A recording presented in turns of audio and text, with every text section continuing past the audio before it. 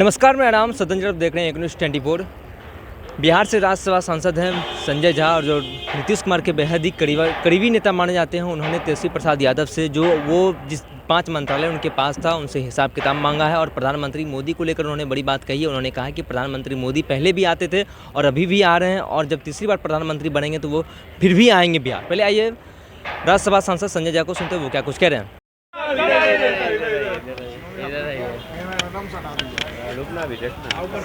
सत्यनारायण स्वामी के अलावा कोई मंत्री के बिहार आगमन पर विपक्ष जो आगे कह सर, रहा आगे है हताश हो गए, इसलिए बिहार आ सर इधर बीच में आ जाइए सर।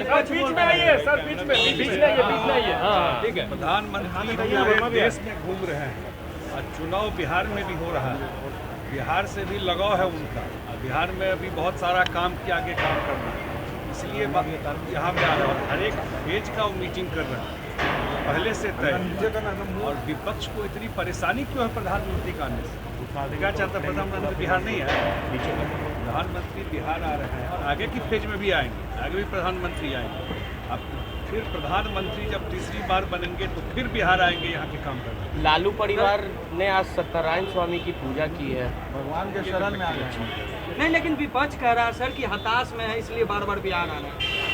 देख रहे हैं कि हार रहे हैं। पीएम हताश हैं। पीएम चुनाव में तो सब जगह डिमांड रहता ही है, पीएम को जाते ही है हर एक फेज में। पहले भी जब चुनाव हुआ है उसमें जाते आते रहे।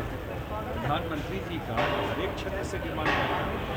और मैं जो देखता हूँ उनका एनर्जी लेवल, यहाँ मीटिंग, उसके बाद कहीं बंगाल में मीटिंग, उसके बाद कहीं यूपी में मीटिंग, फिर कहीं उसी दिन शाम में साउथ में पहुंच गए और रात में रोड शो भी कर रहे हैं। देख रहे हैं उनका मीटिंग करने का जो स्केल है, जितना कार्यक्रम कर रहे हैं पूरे दिन का, रात में रोड शो कर रहे हैं, वो तो इंस्पिरेशन है लोगों को। तेजस्वी यादव 10 सवाल किए थे प्रधानमंत्री से और कह रहे हैं कि जवाब नहीं देते हैं, रोजगार की बात नहीं करते हैं। रोजगार की बात आज मैं सुबह भी स्पष्ट बोल के गया। पूछना चाहिए उनसे कि उनके पास जो विभाग था उसमें कितना रोजगार दिए। जो डिप्टी सीएम थे उनके पास जो भी विभाग था उसका हिसाब दिए हैं आपको आज तक, कितना रोजगार दिए। और शिक्षा में मैंने स्पष्ट बताया आपको, शिक्षा मंत्री ऑफिस जाना बंद कर दिए थे। फाइल पे उनका दस्तखत नहीं है, आरटीआई से निकाल कर देख लीजिए। सीएम को डिसीजन लेना पड़ा और सीएम ने कहा कि इसको बीपीएससी से कराएंगे शिक्षक बहाली जो है, तो फिर ये लोग गड़बड़ कर देगा। सरकार में अंतिम डिसीजन मुख्यमंत्री का होगा, उन्होंने फैसला करके दूसरे चरण का मतदान समाप्त हो गया है, क्या माहौल था? सबसे बड़ी बात है दूसरे चरण का जो माहौल, अभी फीडबैक लेंगे, हम लोग आ रहे हैं। लेकिन एक जो जानकारी मिली है कि बड़ी संख्या में महिलाएं निकलती हैं, और जब महिलाएं निकलती हैं तो जंगल राज की तरफ तो वोट नहीं देने जाते। तो महिलाएं निकलती हैं तो नीतीश कुमार और नरेंद्र मोदी को। मुंगेर गए थे, क्या माहौल था? मुंगेर में बहुत ज़बरदस्त माहौल है। मुंगेर उस पूरे बेल्ट में बहुत ज़बरदस्त माहौल है।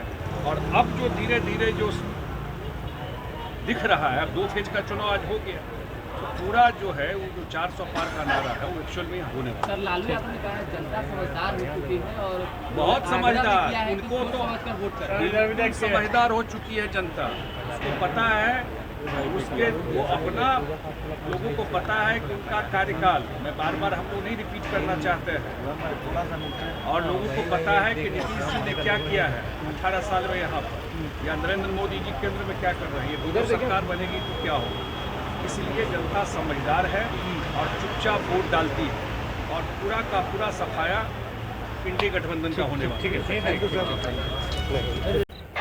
आपने साफ तौर पर राज्यसभा सांसद और नीतीश कुमार के बेहद ही करीबी नेता संजय झा को सुना। उन्होंने साफ तौर पर कहा कि प्रधानमंत्री जब चुनाव नहीं था तब भी बिहार आते थे, और उसके बाद जब तीसरी बार प्रधानमंत्री बनेंगे तो तब भी प्रधानमंत्री यहाँ बिहार आएंगे।